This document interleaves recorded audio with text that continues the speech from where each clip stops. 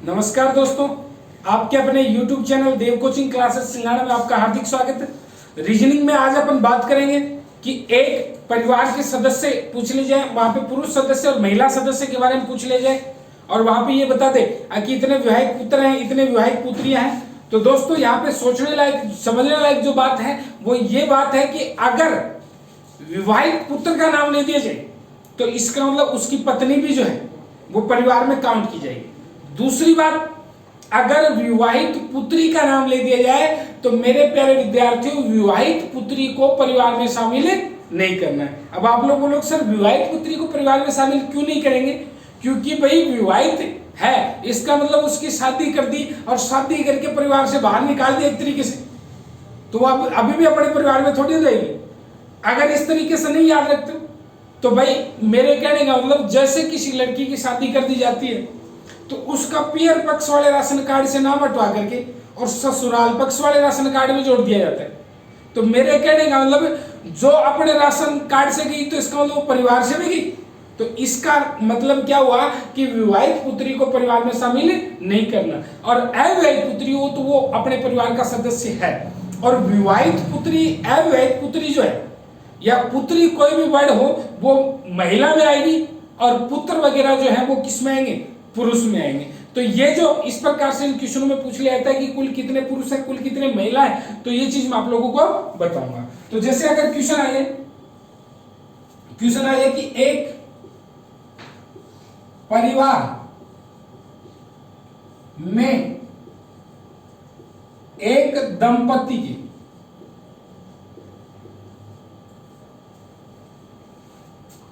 तीन विवाहित पुत्र,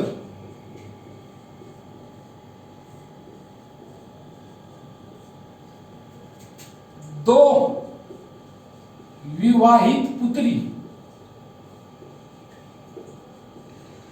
व एक अविवाहित पुत्री है,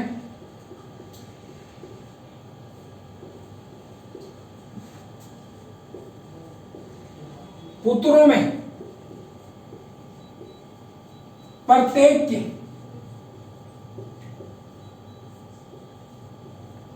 एक एक पुत्र व दो दो पुत्री हैं। तो बताओ इस परिवार में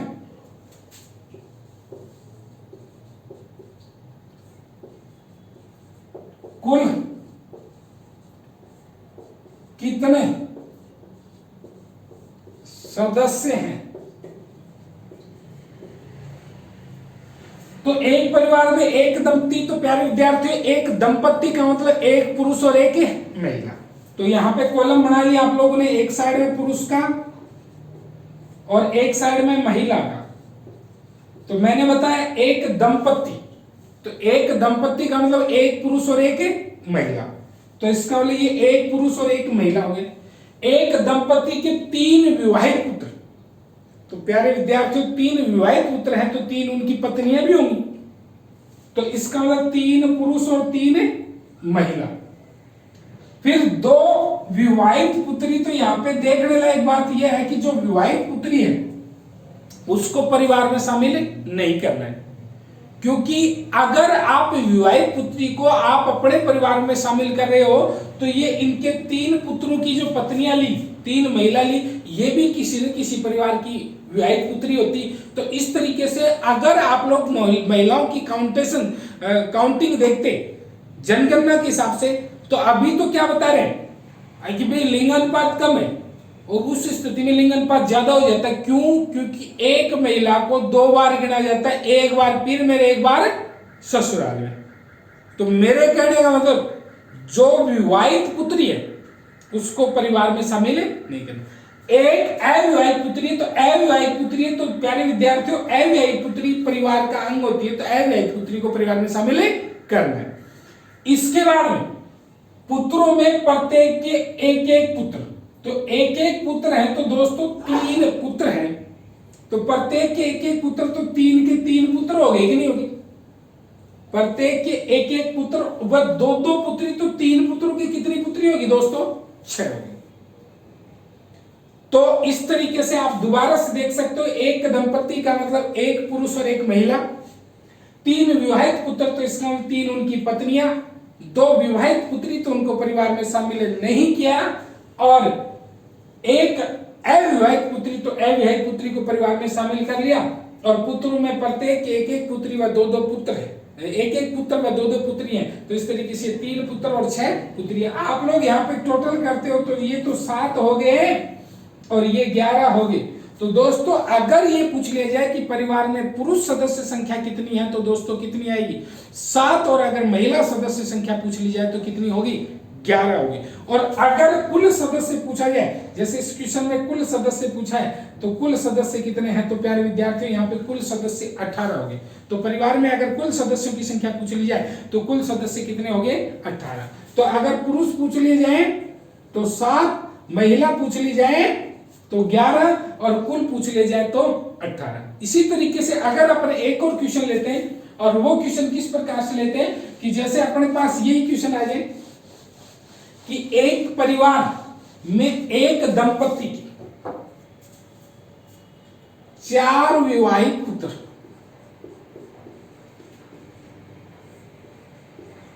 4 विवाहित पुत्र, पुत्रों में प्रत्येक की एक एक अविवाहित बहन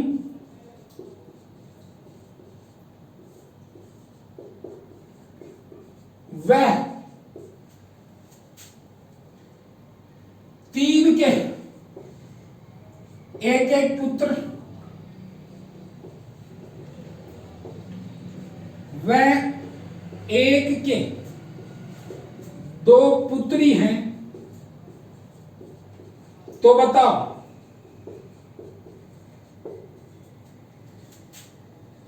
इस परिवार में कुल महिला सदस्य संख्या कितनी है? महिला सदस्य संख्या कितनी है? तो मेरे प्यारे विद्यार्थियों, एक परिवार में एक दंपत्ति के, तो इसका मतलब आप लोग काउंटिंग करते हो तो ये पुरुष का कॉलम बना लिया और ये महिला का बना लिया। तो इसका मतलब एक दंपत्ति का मतलब एक पुरुष और एक महिला। तो एक परिवार में एक दंपत्ति बोला तो इसका मतलब एक पुरुष और एक महिला। एक दंपत्ति के 4 विवाहित पुत्र, तो 4 विवाहित पुत्र हैं, तो 4 विवाहित पुत्र हैं तो 4 उनकी क्या होंगी प्यारे विद्यार्थियों? पत्नियां। तो इसका मतलब 4 पुरुष और 4 महिला। और पुत्रों में प्रत्येक के एक एक अविवाहित बहन, तो यहाँ पे कई समझदार विद्यार्थी हैं वो 4 महिला कर देते हैं, लेकिन मैं आपकी जानकारी के लिए बताऊं कि 4 पुत्र हैं, प्रत्येक के एक एक अविवाहित बहन है, तो इसका मतलब बहन तो कितनी है? एक ही है। क्यों? अब आप लोग बोलोगे सर बहन एक क्यों? क्योंकि जैसे अगर आप लोग पहले विद्यार्थी से पूछो, पहले भाई से पूछो तेरे कितनी बहन है, तो वो भी एक ही बताएगा। दूसरे से पूछोगे तो भी एक ही बताएगा, तीसरा भी एक बताएगा, चौथा भी एक ही बताएगा। तो प्रत्येक के एक एक होगी, लेकिन है कितनी?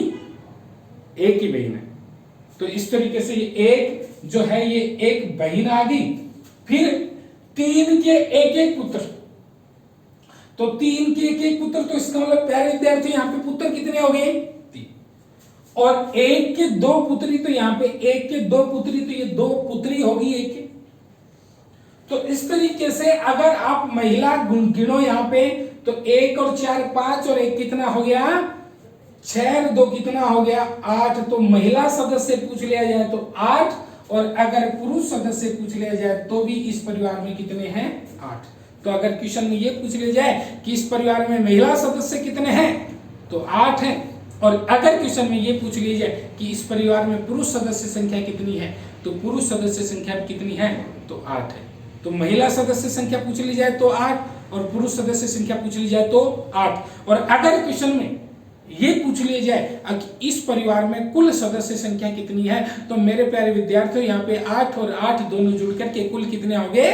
16 हो गए। इसके बाद में अगला जो क्वेश्चन अगर आप लोग लेते हो इसी में, और वो जो क्वेश्चन आता है वो प्यारे विद्यार्थियों रोचक क्वेश्चन है, और उस क्वेश्चन में आप लोग देखोगे तो कहानी क्या आती है, वो कहानी मैं आपके सामने लिख रहा हूं। और क्वेश्चन क्या आता है कि एक परिवार में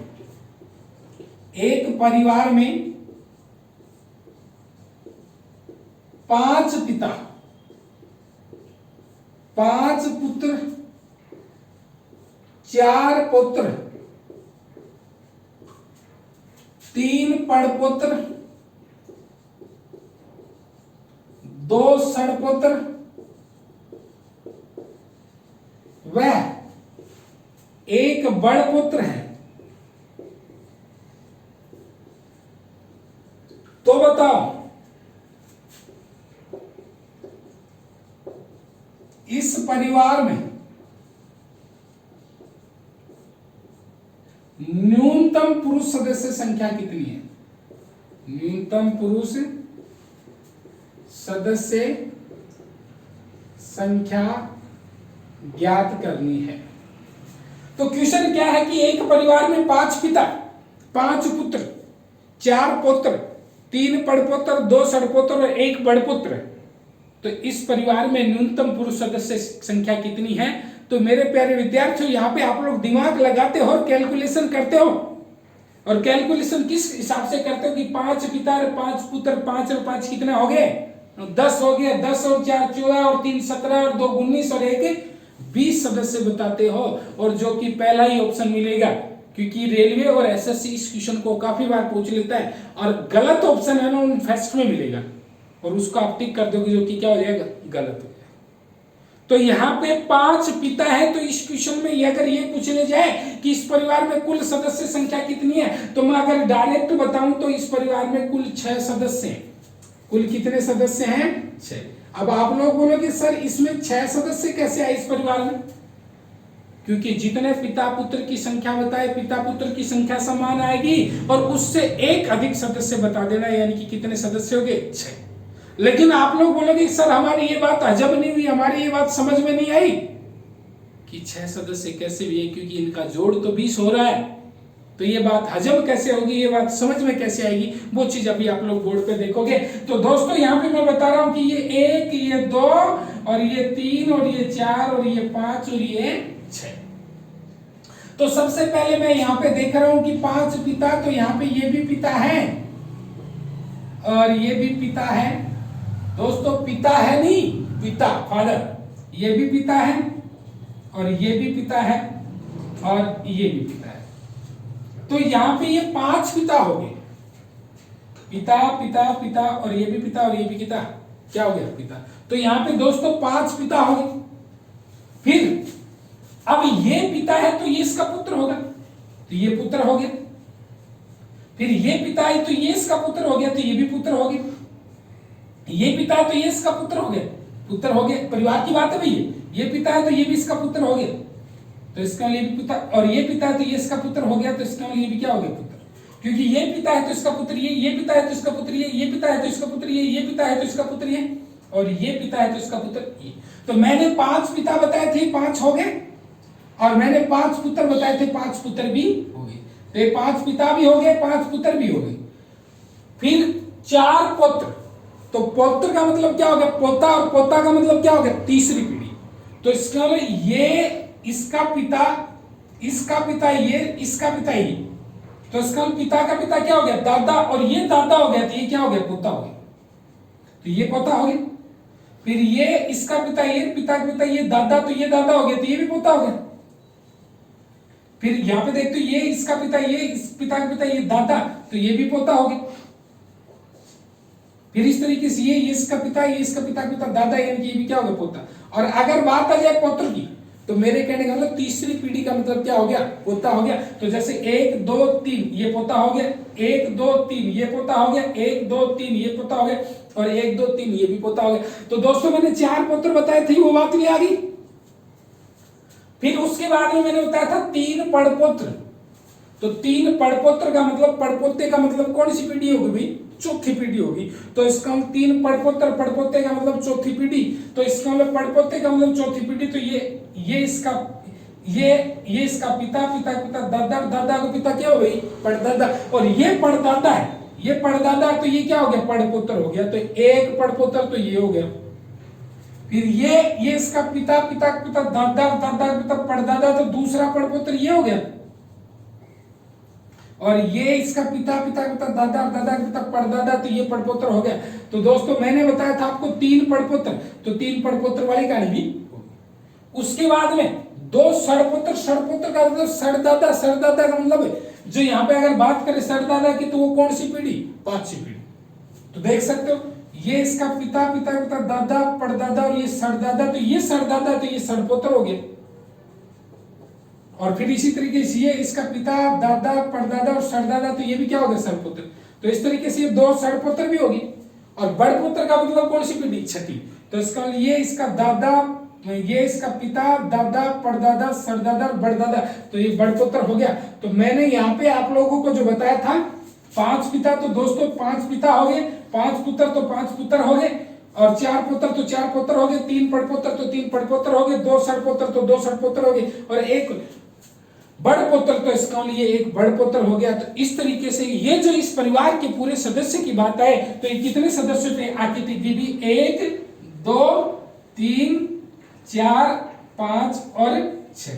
तो इसका मतलब इस परिवार में न्यूनतम पुरुष सदस्य संख्या कितनी है, 6। तो इस तरीके से अपन यहाँ पे कर सकते हैं। तो यहाँ पे आपको ध्यान में रखना है क्या, कि जितने पिता पुत्र की संख्या होगी वो समान रहेगी, और जितने पिता पुत्र की संख्या उससे एक अधिक इस परिवार में न्यूनतम पुरुष सदस्य होंगी।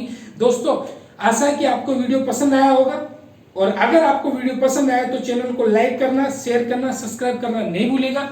धन्यवाद।